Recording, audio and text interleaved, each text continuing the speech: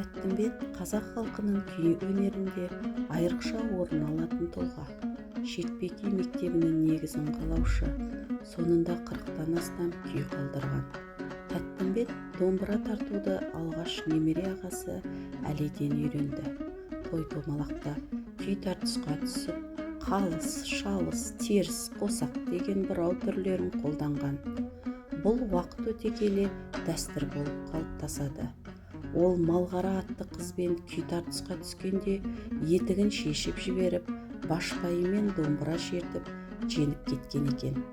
Өнерлі жігіт 1855 жылы ел ағаларымен бірге Петербургке барып, Александр II-ның таққа отыру салтанатына қатысады.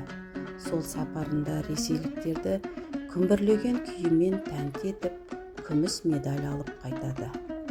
Қазақтың шұрайлы жерлерін, өзен-тоғайларын иелене бастаған Ресей отаршылдары Қарқаралыға да аяқ басады.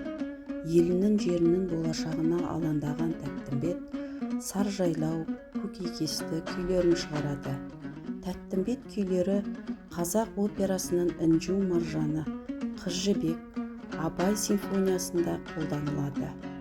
Алматы консерваториясында 1971 жылдан бастап Тәттімбет атындағы шертпе күй класы бар.